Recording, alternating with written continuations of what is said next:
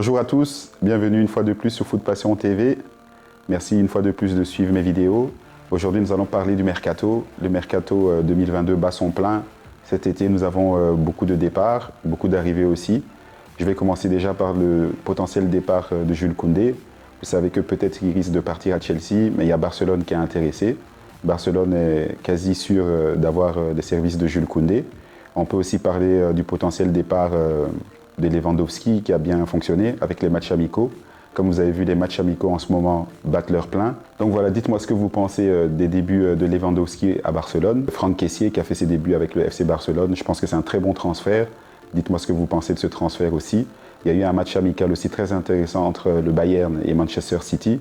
Il y a quand même le phénomène Haaland, comme je l'appelle, qui a marqué son premier but avec Manchester City.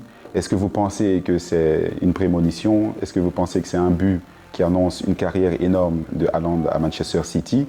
Ou est-ce que c'est un hasard ou c'est une coïncidence qu'il est marqué? Moi, je pense, pour ma part en tout cas, que ça va être quelque chose... Est-ce un signe du destin pour Haaland?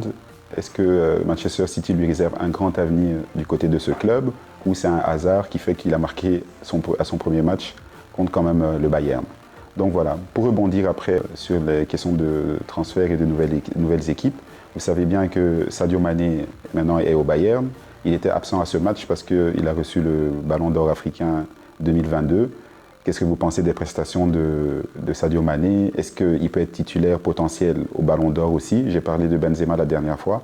Est-ce le fait de gagner avec le Sénégal la Coupe d'Afrique, ses prestations avec Liverpool, est-ce que cela peut vous permettre d'accéder au Ballon d'Or, vu qu'il a gagné quand même le Ballon d'Or aussi africain? Dites-moi ce que vous pensez dans les commentaires.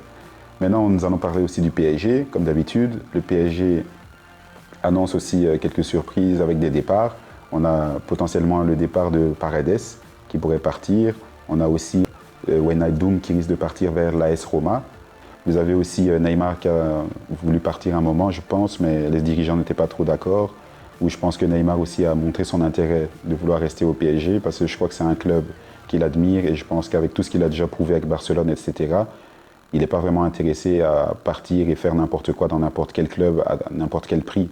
Donc je crois qu'il prend la bonne décision en restant stable du côté du Paris Saint-Germain. Nous allons aller dans le vif du sujet. Je sais que c'est un point qui vous intéresse beaucoup. C'est le potentiel départ de Cristiano Ronaldo. Donc Cristiano Ronaldo, comme vous le savez, il y a beaucoup de clubs qui sont intéressés.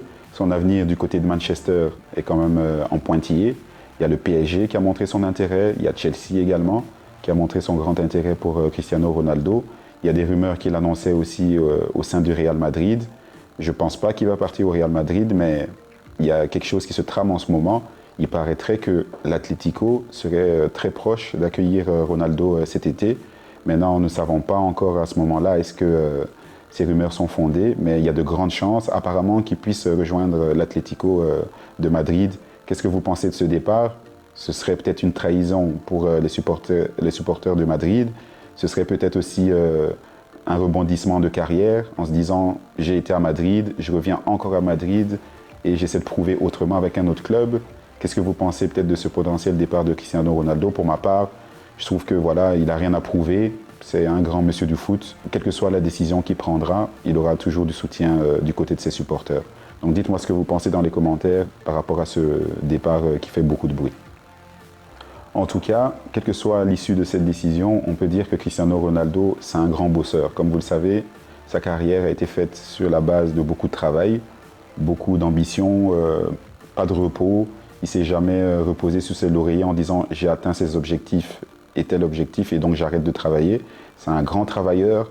Comme vous voyez, il est toujours en train de faire de la musculation, toujours en train de travailler ses coups francs, ses coups de pied arrêtés, ses accélérations, son endurance. Je pense que ces éléments font qu'à 37 ans, il a toutes les capacités physiques pour encore tirer plus loin sa carrière, jusqu'à 40-45 ans. Moi, je le vois bien rester au haut niveau parce que c'est un garçon qui continue de travailler sans cesse. On admire beaucoup ce garçon pour le travail qu'il effectue. Donc les amis, merci une fois de plus d'avoir suivi cette vidéo. J'espère vous voir bientôt sur mes nouvelles vidéos. N'oubliez pas de vous abonner surtout. N'oubliez pas de cliquer sur la cloche de notification pour avoir toutes les nouvelles vidéos qui vont apparaître. Merci beaucoup, au revoir.